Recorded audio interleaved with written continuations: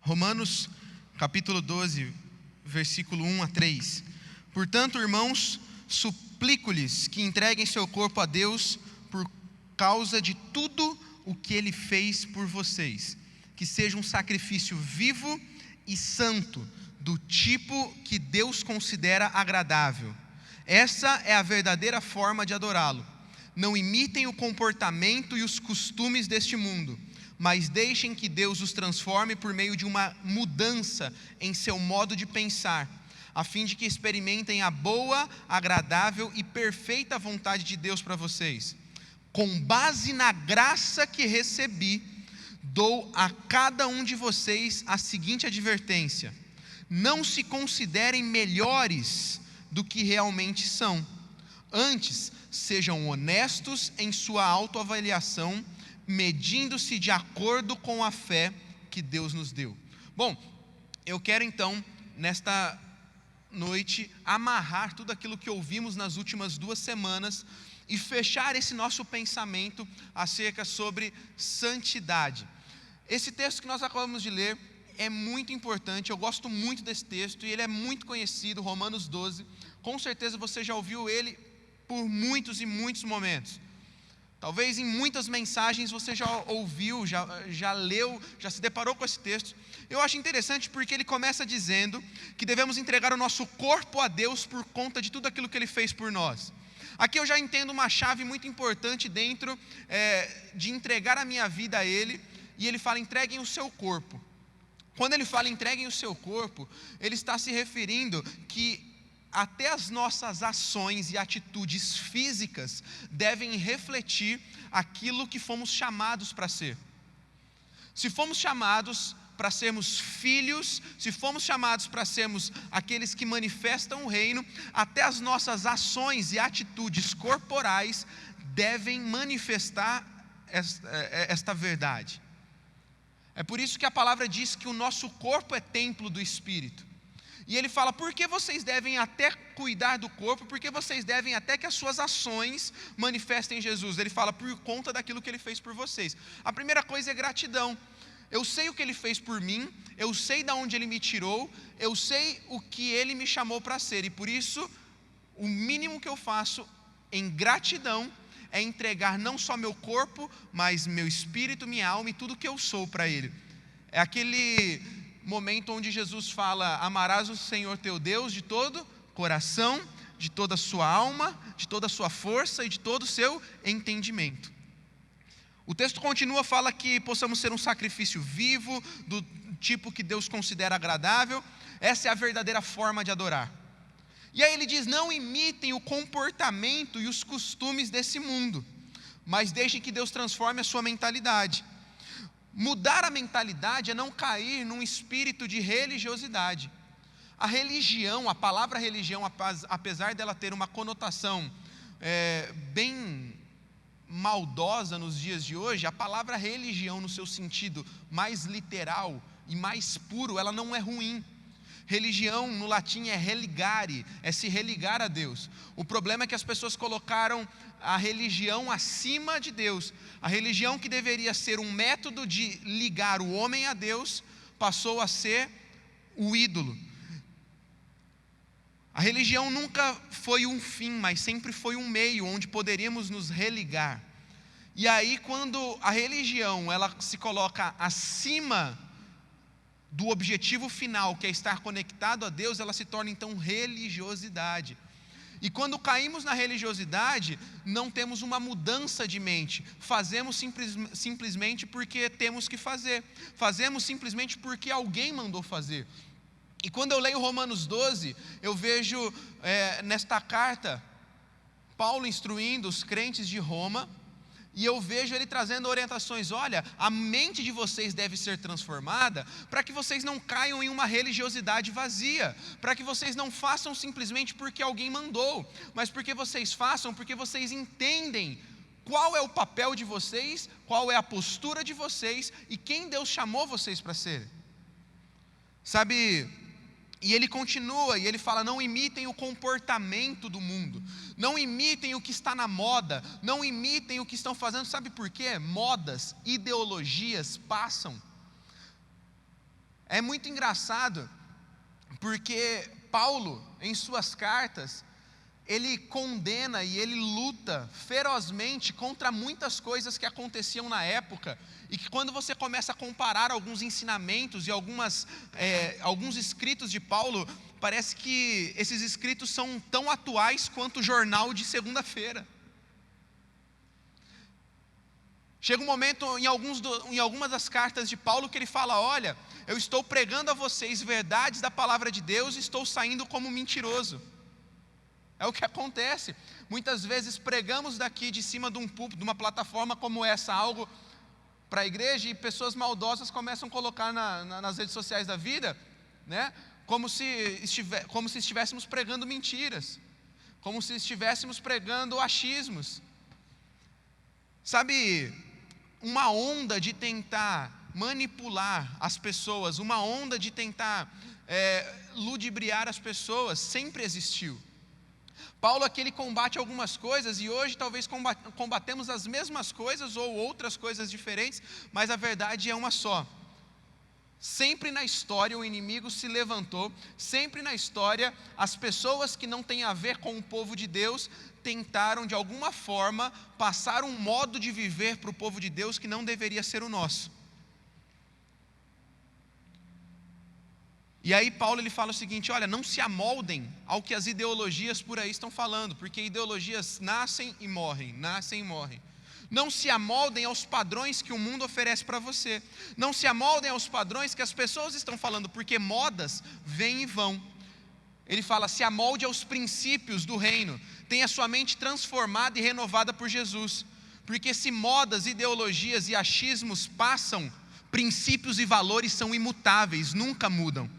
E é por isso que eu não acredito em uma Bíblia ideológica, eu creio numa Bíblia de princípios e valores, porque aquilo que foi escrito há milhares de anos atrás, continua valendo hoje para mim e para você, e continuará valendo eternamente, porque a palavra de Deus ela é a mesma ontem, hoje e sempre, ela não muda, e é por isso que eu creio nela. Ele fala: ei, cuidado para não se contaminar, cuidado para não mudar a tua forma de pensar, simplesmente porque estão pensando ao contrário.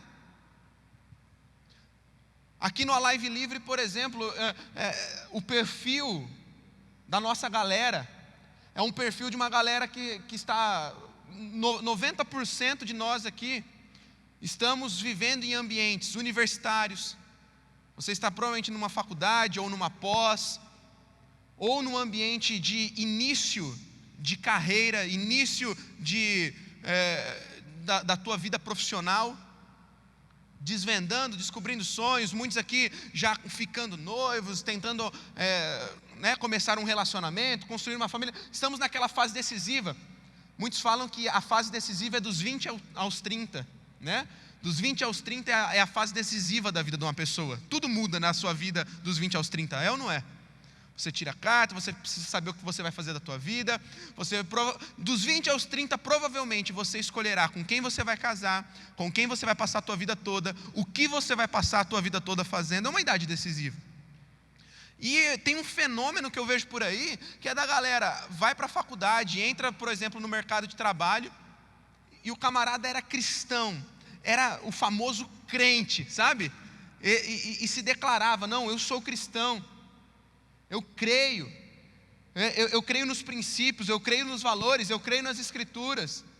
E de repente o camarada ele entra na faculdade, ele entra no mercado de trabalho, e quando ele sai ateu, ele sai não acreditando mais naquilo que ele acreditou desde criança, nos seus princípios, nos seus valores, como se princípios e valores pudessem ser trocados a cada momento, como você troca de roupa.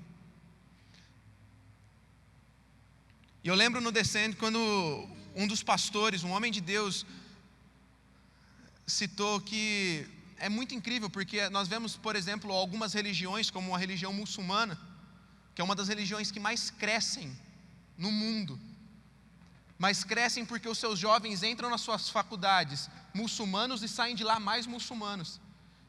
E é tempo de então nós cristãos nos levantarmos e entendermos que onde entrarmos, seja numa faculdade, seja no mercado de trabalho, seja em qualquer ambiente que entrarmos, precisamos sair de lá mais cristãos ainda, com mais princípios e valores ainda, mais ainda forjados, porque a nossa mente vai sendo transformada conforme a imagem de Cristo, e nós não nos conformamos com o que o mundo está falando, com o que está todo mundo ensinando, porque nós cremos em uma verdade, nós cremos em princípios e valores que são imutáveis, e esses princípios e valores são a palavra de Deus. Amém? Alguém está comigo aqui? Você está entendendo onde eu quero chegar nessa noite? Esse texto é muito rico de Romanos, capítulo 12, porque aí no versículo 3, ele fala sobre, olha, cada um seja honesto na sua autoavaliação. Seja honesto, entenda aquilo que são os seus pontos de fraqueza, entenda aquilo que talvez te atrapalha de viver os padrões, te impede de viver os princípios e valores que você deveria estar vivendo. Como eu disse, você não é a sua luta, mas você precisa muito bem entender a sua luta. Um lutador que entra despreparado para lutar contra o seu adversário vai tomar uma surra. O time que entra despreparado para jogar um jogo de futebol vai perder de goleada. Se você não conhece muito bem a sua luta ou finge que ela não existe, você vai tomar uma surra para a tua luta. Por isso que nós falamos semana passada, normalize a confissão, normalize o quebrantamento, normalize o arrependimento, normalize dizer, eu sei quem eu sou, mas eu sei também das minhas lutas, eu sou honesto na minha autoavaliação, eu sei aquilo que me tira do foco, eu sei aquilo que me atrapalha, mas eu não nasci para aquilo. Se o ouro continua sendo ouro, sujo de barro, ao mesmo tempo ele não nasceu para estar sujo de barro. Então cada dia eu vou me limpar, cada dia eu vou procurar ser a melhor versão de mim mesmo. Hoje eu quero te propor algo, eu quero propor para você que quando Jesus ele veio na terra, ele propôs uma atualização no software. Sabe no teu celular, quando chega lá a atualização do aplicativo, e a hora que você entra, muda muita coisa? Eu quero te propor que quando Jesus veio, Ele nos propôs uma atualização no software. Sabe por quê? O aplicativo, ele continua sendo o mesmo aplicativo, mas algumas coisas, as formas de mexer nele, de encarar ele, mudam. Algumas melhorias são trazidas, alguns bugs são corrigidos. Eu quero te propor que Jesus, Ele nos trouxe uma atualização no nosso software de santidade. Porque Jesus não mudou a questão de ser santo, Jesus não mudou a questão dos princípios e dos valores da palavra de Deus, mas Ele nos trouxe um alto padrão. Jesus elevou a barra, Jesus elevou o nível, Jesus nos propôs uma atualização no nosso sistema, Jesus nos propôs pensar de forma diferente. Mateus, capítulo 5, a partir do versículo 17. Olha só que interessante isso. Mateus, capítulo 5, versículo 17. Por favor, acompanha comigo. Fica bem atento, o texto é longo, mas eu preciso ler esse texto porque ele é muito importante. Jesus dizendo, viu? Jesus dizendo, palavras de Jesus. Não pensem que eu vim abolir a lei de Moisés ou os escritos dos profetas. Eu vim cumpri-los. Eu lhes digo a verdade, enquanto o céu e a terra existirem, nem a menor letra ou o menor traço da lei desaparecerá, até que todas as coisas se cumpram. Portanto, quem desobedecer até ao menor mandamento e ensinar outros a fazer o mesmo, será considerado menor no reino dos céus. Mas aquele que obedecer à lei de Deus e ensiná-la, será considerado grande no reino dos céus. Eu os advirto, a menos que a sua justiça supere muito a justiça dos mestres da lei e dos fariseus, vocês jamais entrarão no reino dos céus. Vocês ouviram o que foi dito aos seus antepassados, não mate. Se cometer homicídio, estará sujeito ao julgamento. Eu, porém, lhes digo que basta irar-se contra alguém para estar sujeito a julgamento. Quem xingar alguém de estúpido corre o risco de ser levado ao tribunal. Quem chamar alguém de louco corre o risco de ir para o inferno de fogo. Portanto, se você estiver apresentando uma oferta no altar do templo e se lembrar que alguém tem algo contra você, deixe sua oferta ali no altar. Vá, reconcilie-se com a pessoa, então volte a apresentar sua oferta. Quando você e seu adversário estiverem no caminho do tribunal, acertem as suas diferenças. Do contrário, pode ser que o acusador o entregue ao juiz, e o juiz é um oficial, e você seja lançado na prisão. Eu lhe digo a verdade, você não será solto enquanto não tiver pago até o último centavo. Vocês ouviram o que foi dito, não cometa adultério. Eu, porém, lhes digo que quem olhar para uma mulher com cobiça, já cometeu adultério com ela em seu coração. Se o olho direito leva a pecar, arranque-o e jogue-o fora. É melhor perder uma parte do corpo, que ser todo ele lançado no inferno. E se a mão direita leva a pecar, corte-a e jogue-a fora. É melhor perder uma parte do corpo, que ser todo ele lançado no inferno. Olha só que interessante esse texto. Jesus está nos propondo um novo nível. Jesus está falando: ei, vocês ouviram a lei dos profetas, e eu não vim abolir a lei, eu vim cumpri-la, e eu vou ensinar para vocês como funciona isso. Jesus dizendo, Jesus fala o seguinte: vocês ouviram na lei, por exemplo, não matarás, e talvez você esteja se orgulhando, porque você fala, realmente, eu nunca matei ninguém. E aí Jesus fala, mas se no teu coração você desejou matar essa pessoa, eu digo que você já cometeu assassinato. Jesus da mesma forma vira para eles e fala, olha, na lei falava, não adulterarás, e talvez vocês estão falando, mas eu não adultero. Mas ele fala, olha, se você olhar para a mulher do outro, e no teu coração você cobiçar, você já cometeu adultério. Sabe o que Jesus está fazendo? Ele está nos propondo um novo nível de santidade. Ele está nos propondo uma atualização na nossa mente, uma atualização no nosso software. Ele está nos propondo uma mudança de mente, como Romanos capítulo 12 diz. Ele está falando, olha, vocês estão até agora pensando simplesmente no que pode e o que não pode. Vocês estão até agora simplesmente pensando nas suas ações. Mas eu vim mostrar para vocês que santidade tem muito mais a ver com o teu coração. Jesus ele vem nos ensinar que, como em Mateus 6,21 diz, onde o seu tesouro estiver, também ali está o seu coração. Jesus veio nos ensinar a cumprir Provérbios capítulo 4, 23, acima de todas as coisas, guarda o teu coração, porque ele dirige o rumo de toda a sua vida. Sabe por quê? Existem pessoas que se gabam a vida toda em cima de uma religiosidade vazia, por não terem cometido certas ações, mas o seu coração já está longe o suficiente para estarem vivendo uma vida que não tem nada a ver com santidade. Existem pessoas que simplesmente não se dão a algumas práticas, não se dão a algumas ações, mas o seu coração já está longe faz tempo. Em algum momento da sua vida você vai cair. Sabe, o que Jesus está nos propondo é que não é não pecar por não pecar, é não pecar por amar a santidade, é de fato nos importarmos com o porquê estamos fazendo, porque quando a nossa mente está mais voltada para atitudes e ações do que para coração, é onde muita gente começa a perguntar, pastor, isso é pecado? Pastor, aquilo é pecado? Pastor, isso é pecado? Pastor, aquilo é pecado? Muita gente chega para mim, pastor, aquilo lá, aquela atitude é pecado? Eu sempre respondo essa pergunta com outra pergunta. Eu falo, filho, eu não vou te responder se é pecado ou não, vou te perguntar outra coisa. Por que você quer fazer?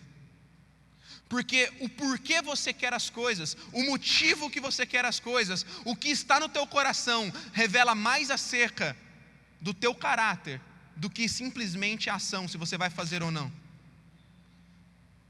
Sabe, santidade é uma resposta natural à nossa nova identidade. Por isso não deve ser nada forçado, não deve ser algo penoso, enquanto o pecado é uma quebra dessa natureza, e por isso que o pecado dói. A santidade deve ser uma resposta que vamos dar à nova natureza que recebemos de Cristo. Exemplo disso, eu lembro da mulher de Ló. Lembra da historinha da mulher de Ló, da musiquinha até? Olhou para trás e virou o quê? Estátua de sal. Para quem não conhece essa história, Ló e sua família viviam em uma cidade totalmente promíscua, uma cidade totalmente imersa no pecado. Chega um momento que Deus fala, aqui não é o lugar de vocês, sai e não olha para trás. Eles estão andando e de repente a mulher de Ló faz o seguinte, olha para trás, para ver a cidade sendo destruída. Ela vira uma estátua de sal na hora. Ei, sabe por que ela virou uma estátua de sal? A Bíblia não fala que ela estava cometendo os mesmos pecados. A Bíblia não fala que ela estava fazendo as mesmas coisas. Mas a atitude dela de olhar para trás mostra que o coração dela não estava no futuro de bênção que Deus tinha. O coração dela estava na cidade promíscua de Sodoma e Gomorra. Tem muita gente que muitas vezes não está lá em Sodoma e Gomorra, mas simplesmente por religiosidade ou pressão. Mas a cada 3 passos que ele dá em direção ao que Deus tem para ele quer olhar para trás para falar: nossa, eu podia estar lá. Nossa, como eu queria estar naquele meio. E isso não adianta de nada, porque o momento onde talvez o medo e a vergonha passar, se o teu coração já está lá, um dia os teus pés também lá estarão. Jesus, ele não veio e não morreu por mim e por você para que entregássemos 99% da nossa vida a Ele. É tudo ou nada, é o famoso all-in, é tudo ou nada. 1% de mentira em 99% de verdade não serve. Por isso que Paulo começa Romanos 12 falando: entreguem o corpo de vocês, entreguem a alma, entreguem o espírito, entreguem tudo que vocês são a Deus. Nossos pés só tocarão onde nosso coração tocar antes. Se o teu coração está no mundo, se o teu coração está na religiosidade, se o teu coração está em Sodoma e Gomorra, um dia os teus pés estarão lá pisando, ou você virará uma estátua de sal. Vai ficar paralisado no meio do caminho, não vai correr para o teu futuro. Mas se o teu coração estiver para onde Deus quer te levar, você não vai ficar paralisado como uma estátua de sal, você vai andar e você vai acessar tudo que Deus tem para você, amém? Tem alguém entendendo o que eu estou falando aqui? E assim se aplica a tudo que fazemos na nossa vida cristã. Não é orar porque é uma regra e porque temos que orar, é orar porque temos prazer na oração, porque amamos o secreto e amamos ouvir a voz de Deus.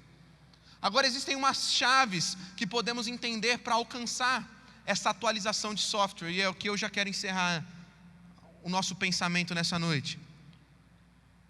A primeira chave que eu posso te dar é que você precisa se saciar nele. Você precisa ter o teu coração completo e 100% nele. 1 Coríntios 10, 12 e 13, você conhece: portanto, você que está de pé, cuide para que não... Bom, esse texto é muito conhecido, mas pouca gente dá atenção ao início do texto. O verso 1 até o 4, que ele fala o seguinte: irmãos, não quero que vocês se esqueçam do que aconteceu muito tempo atrás, quando seus antepassados foram guiados por uma nuvem que ia diante deles, atravessava o mar. Na nuvem e no mar todos foram batizados como seguidores de Moisés. Todos comeram do mesmo alimento espiritual e todos beberam da mesma água espiritual, pois beberam da rocha espiritual que os acompanhava, e essa rocha era Cristo. Sabe esse texto? Aquele que está de pé, cuide para que não caia. Logo depois ele fala que Deus trará uma resposta, Deus trará um escape sempre que o pecado vir. Esse texto você conhece. Sabe qual é o escape? O escape é o início do texto. Fala que no deserto o povo bebia e comia da mesma rocha, e essa rocha era? Fala comigo, Cristo. A chave está no comiam e bebiam, porque quando você come e bebe, você se farta. Quando você come e bebe, você fica saciado. E a grande questão que a gente pode pensar, por exemplo, né, nessa noite... Vamos pegar alguém como exemplo aqui. Pensa comigo. Gabriel, você gosta mais de um rodízio de sushi, um japa, ou você gosta mais de um rodizião na churrascaria? Lança braba aí. Churrascaria. Eu não acompanho o relator. Vamos lá. Então vamos supor ele gosta de churrasco. Mas você gosta de sushi também? Gosto, que eu vi você postando essa semana, né? Oh, glória a Deus. Então vamos lá. Ele gosta dos dois, mas ele gosta mais de churrasco. Só que aí, acabando a live hoje, eu falo para ele assim: Gabriel, senti no coração, filhão, eu vou te levar no melhor rodízio de sushi de Araçatuba. Não grava não. E aí eu vou falar assim: filhão, eu vou te abençoar, mas é para comer. E ele, né... com esse espaço todo que ele tem aí no estômago dele, né? E aí ele começa, e ele se farta, e ele se sacia, ele come muito. Bom, ele come muito sushi. Aí eu falo assim: mano, mas você falou para mim que você gostava do quê? De churrasco. Então agora que a gente acabou o rodízio de sushi, eu vou te levar no rodízio de churrasco. Eu vou te levar lá na terra do boi também, porque hoje eu estou generoso. Meu querido, eu vou te falar, ele pode gostar o que for de churrasco. Se ele estiver realmente satisfeito, saciado com o sushi, ele não vai querer ir para o rodízio de churrasco, por mais que ele goste.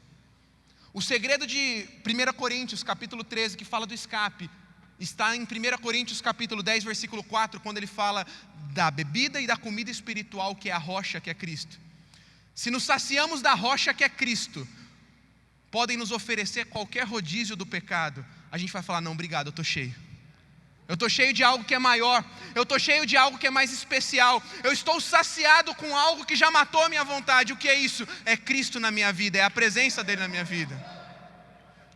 A primeira chave que eu quero te dar para atualizar a tua santidade e para atualizar a tua forma de encarar a santidade, para pensar mais sobre o teu coração do que sobre as tuas ações de fato, é que você precisa estar saciado com Ele.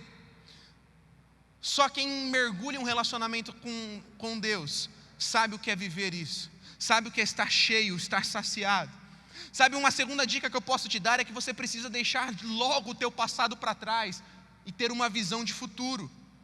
1 Reis 19 a 21 conta sobre Eliseu.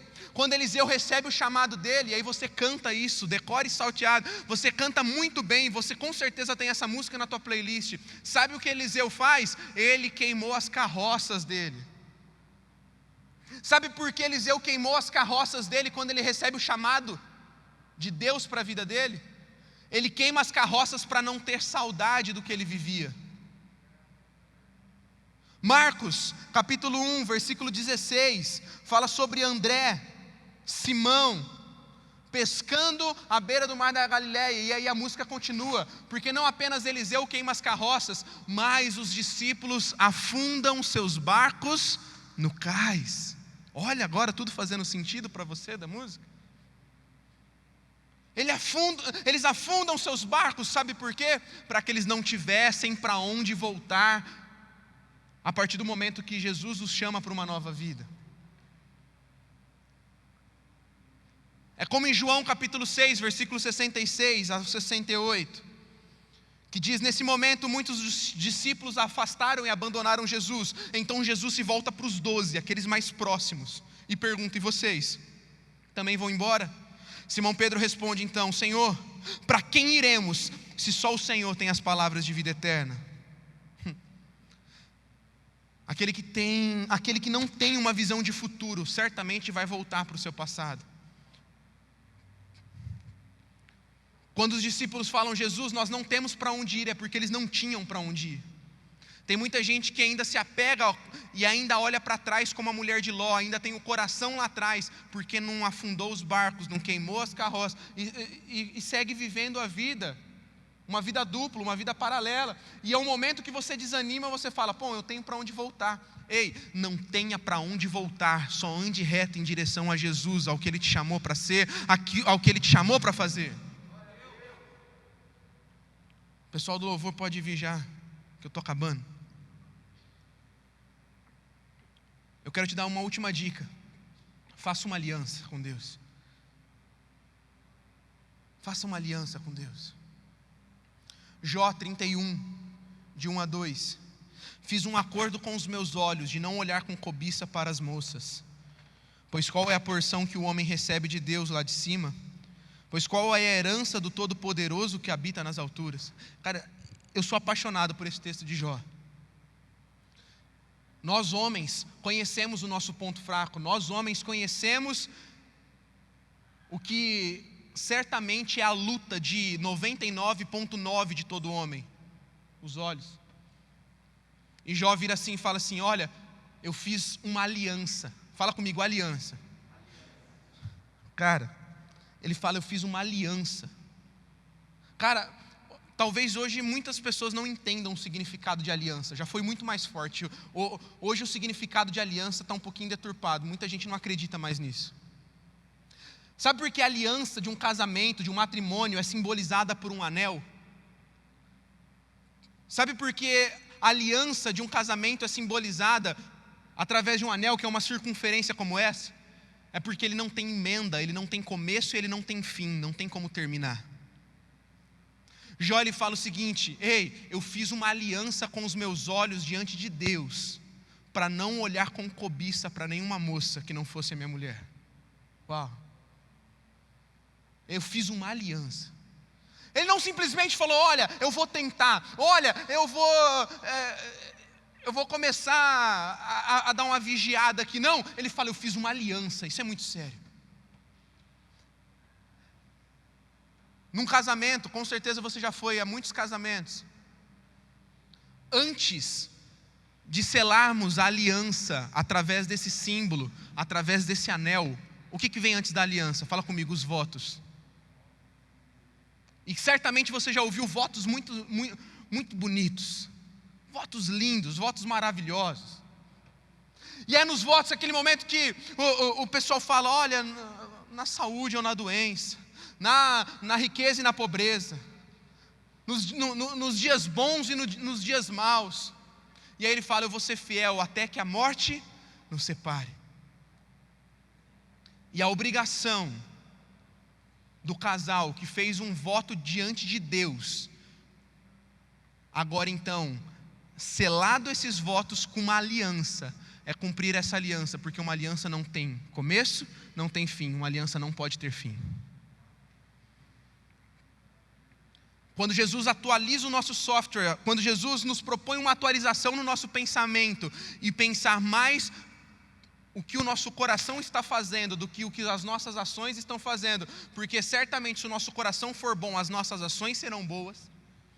O que Ele está nos propondo é que possamos nos saciar dEle, possamos abandonar o passado, mas também possamos fazer uma aliança e votos de fidelidade com Ele.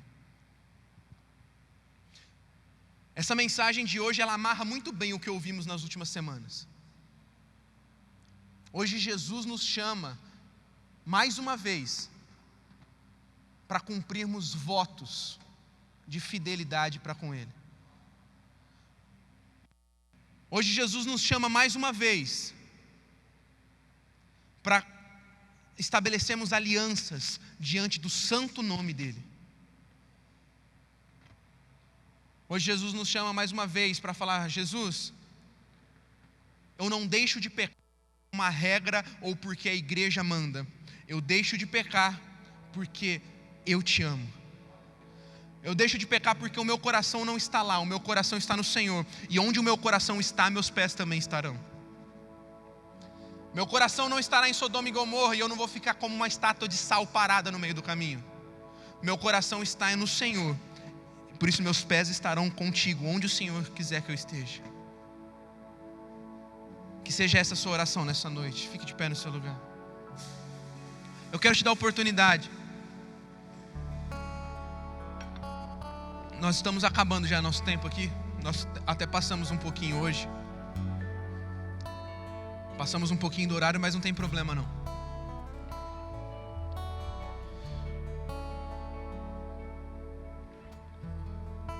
Eu quero te dar 5 minutos. Posso? Mais 5 minutos? Eu não posso deixar você ir embora sem talvez fazer uma atitude de alguém que talvez esteja de fato falando: Deus, eu preciso desta aliança. Eu preciso entender, eu preciso atualizar meu software. Eu preciso atualizar a minha mente, entender que não é não fazer por não fazer, mas o meu amor pelo Senhor precisa estar mais forte. Os meus votos de fidelidade precisam estar em dia. Eu quero te dar 5 minutos. Se você precisar, se você quiser, fique à vontade no teu lugar. Se você Como você sabe, nosso espaço aqui é reduzido. Talvez eu não possa te chamar para vir aqui no altar, mas aí do teu lugar, talvez se você precisa se ajoelhar, pode se ajoelhar aí onde você está. Se quiser se ajoelhar nos corredores também, nós temos espaço. Se quiser sentar, se quiser erguer suas mãos, mas eu queria que você fizesse e renovasse.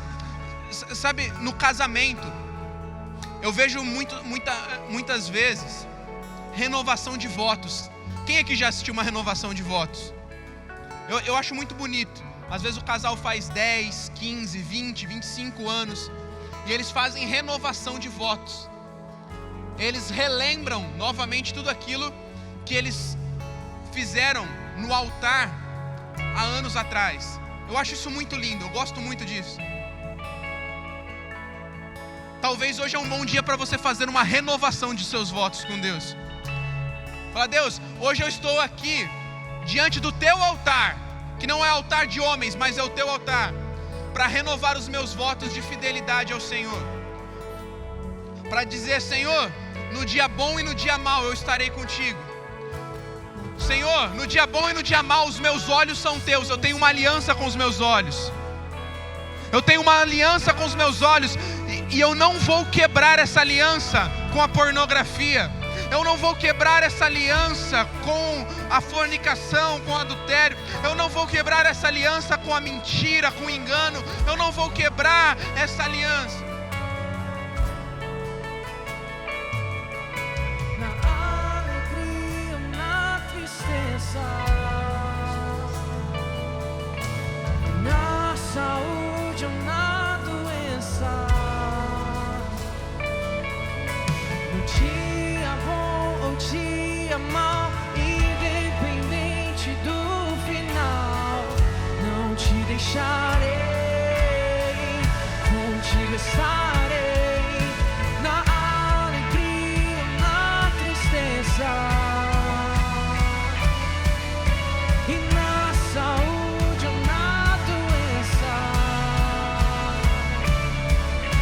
no dia bom ou dia mau, independente do final, não te deixarei, contigo estarei.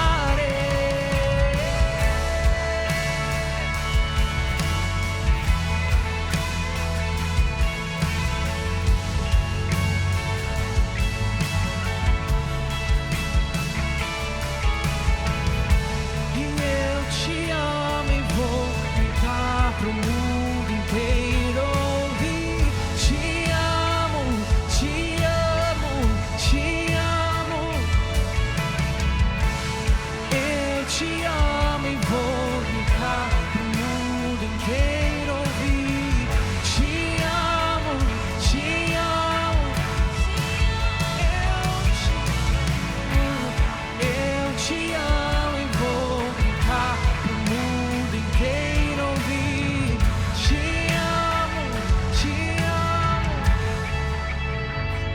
Sabe, só para terminar, eu lembro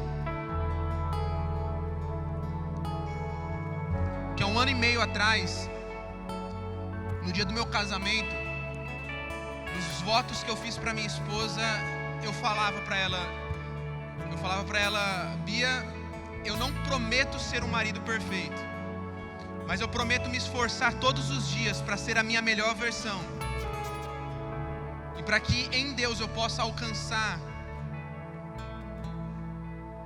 todas as forças necessárias para te fazer uma mulher feliz. Hoje não é um dia de você prometer perfeição para Deus, porque nem Ele mesmo espera que você seja alguém intocável e que não erre. Não é sobre isso que eu estou falando. Eu estou falando sobre você diante de Deus falar hoje: Deus, eu te amo, e os meus votos são: eu certamente no meio do caminho tropeçarei,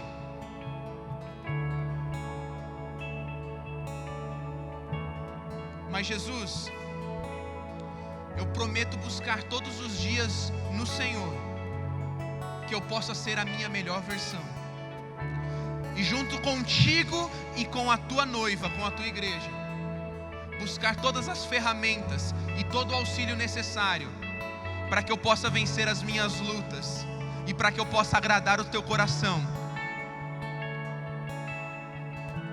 porque eu quero agradar o teu coração pelo fato de te amar, pelo fato que eu escolhi te amar. Hoje é um bom dia para você fazer esse tipo de oração, tá bom? Feche seus olhos. Se precisar, tenha um tempo com Ele, assim que eu acabar de orar. A galera vai continuar adorando essa música. Se você precisar, tenha mais um tempo com Ele, mas saiba que faça esses votos todos os dias com Ele. Jesus, sabemos que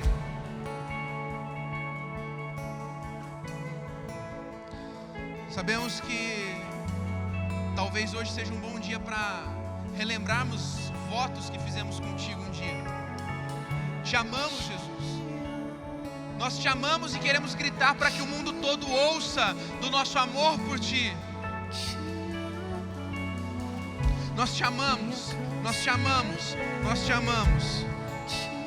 Queremos que o mundo todo conheça do teu amor, porque te amamos, porque um dia o Senhor nos amou primeiro. E queremos em ti buscar todos os dias sermos a nossa melhor versão. Porque queremos continuar crescendo dia após dia. E queremos que a cada dia nosso coração seja mais apaixonado pelo Senhor.